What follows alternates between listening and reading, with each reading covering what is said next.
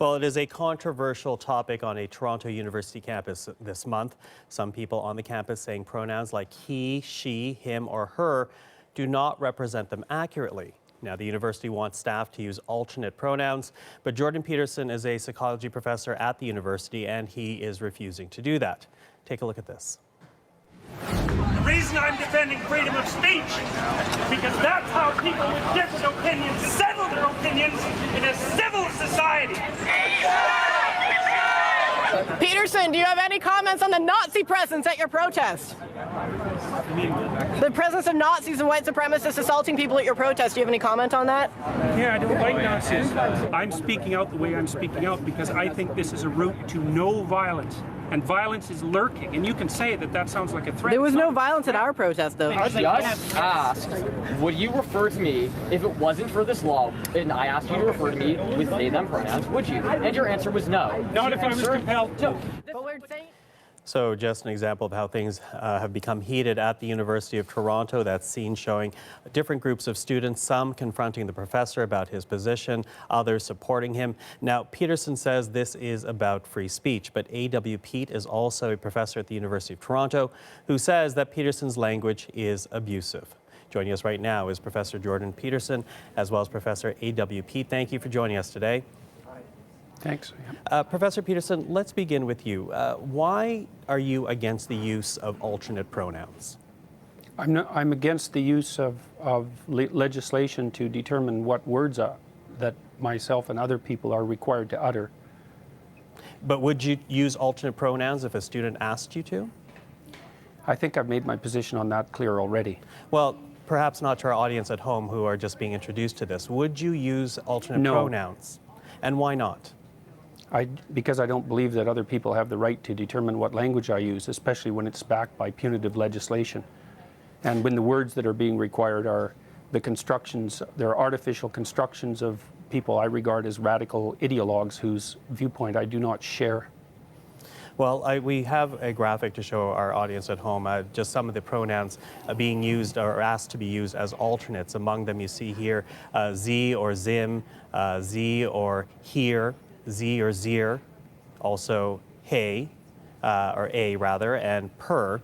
So just some of the alternate pronouns there. Professor Pete, when you hear Professor Peterson saying that this is oppressive, how do you respond to that? The Peterson drama has done real harm to real people on campus. He's made it harder to be transgender or non-binary. I know this from personal experience. I'm non-binary and transgender, and I know how it's felt to be on the U of T campus for the last month. And I also know from private communications with other affected people.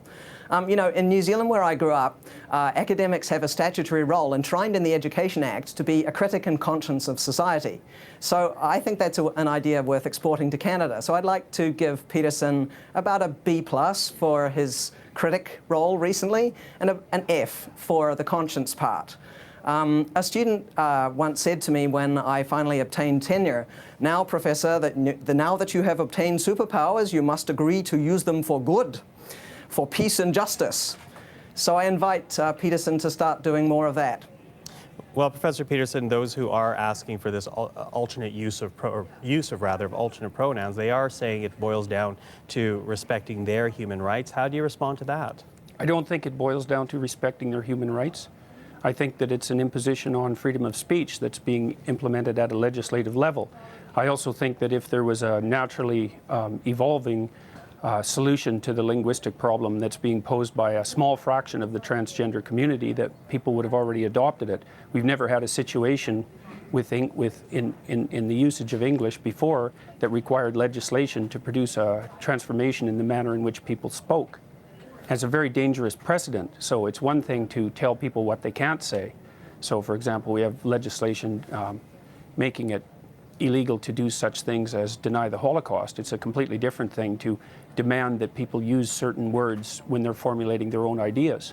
And I mean, it's also absurd. I mean, here's one thing that's happened that I don't believe the formulators of this legislation ever foresaw. So in New York City, for example, there are now 31 protected gender identities. And I see no reason whatsoever why each of those gender identities can't demand the use of their own pronoun. And that absurd things like that have been happening on the University of Michigan campus, for example, where students have been given permission to tell faculty members and others what pronouns they're to be addressed by, and they're multiplying rapidly out of control. So the law is bad from an ethical perspective. It's sloppily written, and besides that, the solution that it imposes is practically untenable.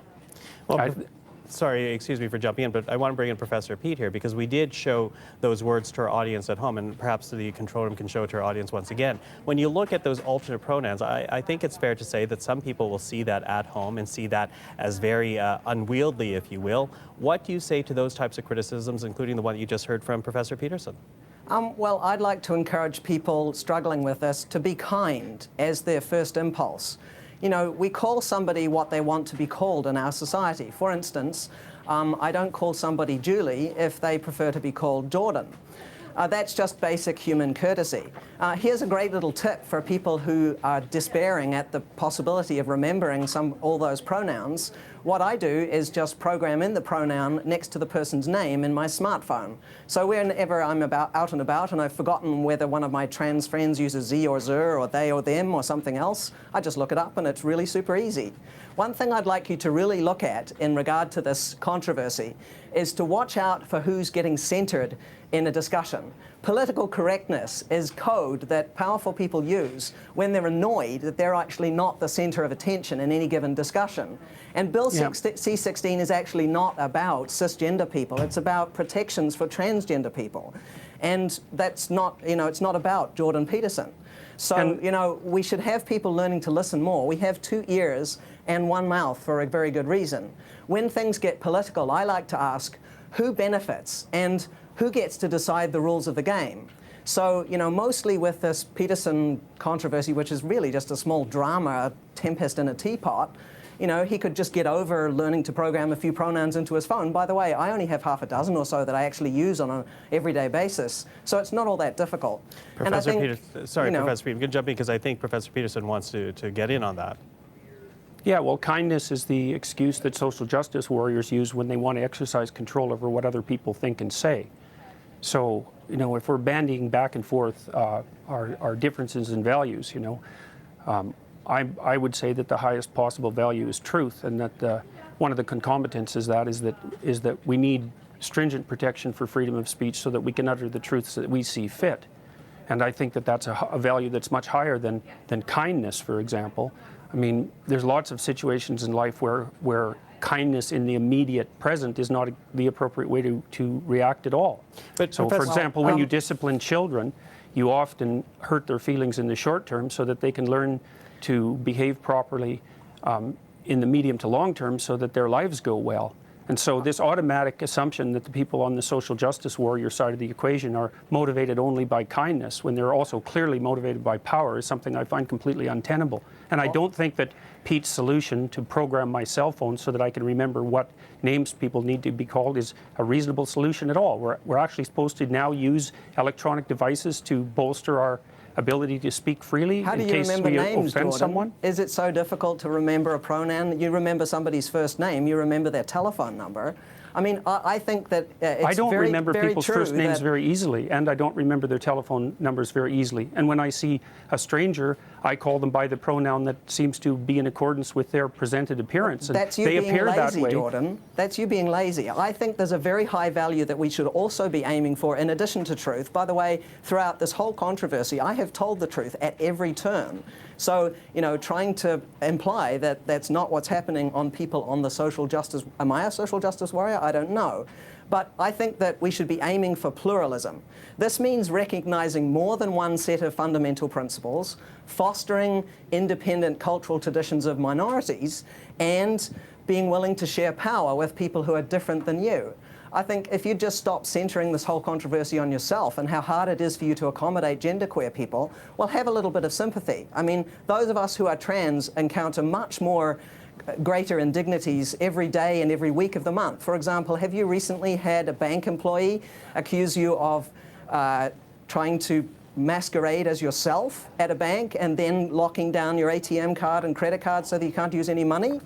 those are the sorts of problems that trans people face every day, being out of housing, being considered, considering suicide. These are really big problems. My refusal to use pronouns because left-wing activists want me to use them has nothing to do with whether or not trans people are having difficulties in society. And I'd also like to point out that I've had many letters of support. Problem, isn't it? I've had many letters of support from trans people, and they tell me that the trans activists don't support them, and most trans people Jordan, actually wanted to be referred to as he or she. Doesn't mean they that weren't you my are friends. Untransphobic. They just weren't because my you friends. know a few people, just because you've talked I to a few didn't know trans them. people, you don't know the trans community like the trans community does. You've got no idea what it's like to be trans. Professor Pete, Professor Pete, I'm sorry to interrupt. Let's let Professor Peterson finish his thought, please. All right. So, the trans activists aren't proper representatives of the trans community because they haven't been elected by the trans community. Nobody elected you either, Jordan. I'm not speaking for anyone except myself, and on behalf of other people, perhaps who want to maintain the right to free speech. I'm not claiming that I'm a representative of white people or white men or any other group. I'm speaking on behalf of myself, and so I'm not taking. But Professor Peterson, let me jump in there, though, because we have seen an evolution of language. There are words that we don't use anymore. Not by legislation. Well, legislation or not, there are words that have evolved. We don't use, for example, I'm Asian. I would bristle if someone called me Oriental. That is an evolution of how we use words. How is this different, whether legislated or not? It was different. I understand Legislation is how it's different. I understand legislatively, but if at the heart of it is to allow a student to study free of what they feel is discrimination, why not help that along? I already made my case for why not help that along. I believe that this legislation is extraordinarily dangerous, and there's other elements of it too that we haven't even got to in our society yet, like the protection for gender expression. And I've looked at gender expression in the Ontario Human Rights Code, and as far as I can tell, gender expression is best summarized in a single word: fashion. No. Because it's the way that you present yourself in public with your clothing and your manner of dress. And so I also think that the legislation that we are bringing forth with Bill C-16, and that's already in place in places like Ontario, also makes fashion criticism something akin to a hate crime. And because there's been so much noise about the identity component of this, we haven't even talked about gender expression. This is appalling legislation. And the idea that referring to someone by the pronoun of their choice is going to radically improve their status in society or their mental health is a completely unproven assumption. I think it'll have exactly the opposite effect. Professor Pete, I want to ask you, because it's been brought up a couple of times, to Professor Peterson's point, if this was so popular, if this was so needed, there would be a natural evolution. There wouldn't be need for legislation. Why the need for legislating this as opposed to allowing it to evolve naturally? Well, Bill C-16 and the Ontario Human Rights Code do not actually legislate pronoun usage. They don't specify 31 genders or anything of the kind. But let me jump in, though. The university is essentially telling, at this point, its human resources people to use alternate pronouns, in a way legislating their staff to do this. No, wait, the legislation the legislation also requires it, and the university made clear their concordance with that assumption on my part by mentioning in the letter that asked me to silence myself that I'm required to act in accordance with the provisions of the Ontario Human Rights Act. And so the university knows full well that the legislation does precisely what I suggest it does. It's not written precisely in Bill C-16, it's written in the Ontario Human Rights Code. And if you read the Ontario Human Rights Commission policies on such things, you'll see very rapidly that utilization of preferred pronouns is part of the legislative package. So and they're actually, if you read the legislation, Jordan, you will find out that they're actually called correct pronouns. There's no preference about this. There is on the Ontario. There is on the Ontario Human Rights Commission website where the policy is laid out, and if people don't believe that, they can just go look themselves. Professor Pete, when you hear that this is a free speech issue, that you hear Professor Peterson in this case essentially saying that he doesn't want to be legislated to adopt new language, what's your response to that? Well, I share a number of Jordan's concerns about freedom of speech and academic freedom on campus. These are both very, very important principles, and they should apply regardless of what kind of politics you like. For example, if you're a left-winger or a right-winger or an up-winger or a down-winger or whatever it is. But you know, the reason why we have laws that protect academic freedom and freedom of speech is primarily to prevent government interference in individuals' lives, in their business. It's there really mostly to protect against a form of structural violence. And these free speech laws were actually never intended to be used as all-purpose accountability shields, you know, so that you don't have to be held accountable for your actions. I'm perfectly willing to be held accountable for my actions, and the university has already indicated the seriousness with which they view my actions. And I also do not believe that free speech laws were there to protect, to regulate violence. Free speech laws are there because we use free speech to identify problems in our society, generate solutions to the problems, and then reach a consensus. So freedom of speech is actually is protection for the mechanism by which our individuals and society properly orient themselves across time. It's not even a principle, it's the fundamental method by which our societies manage to maintain the stability that they do maintain. And It's one of the ways we do that, yes. Well, I would say that it's the fundamental way. So, and I mean, I think we could have a reasonable discussion about that, but because freedom of speech is so tightly tangled up with the means by which we solve problems, I mean, I think, you know, and then I talk, but I get corrected when I speak publicly, and the fact that I'm being corrected constantly by the people that I'm speaking with helps orient my speech properly and helps orient public discussion properly. And I can tell you, too, that if there wasn't something absolutely vital at stake here that had a lot more to do than with just simple kindness, there wouldn't have been millions of people watching, for example, the assault that took place during the free speech rally that was held a few days after I released the video, which I see that CBC conveniently omitted to include in their video clips at the beginning of this interview. Well, Professor Peterson, we do want to thank you. We're sorry we're out of time here, but I want to thank both of you for joining us today. That is the University of Toronto professors Jorden Peterson and A.W. Peat, talking about what has become a very big controversy at the University of Toronto and beyond.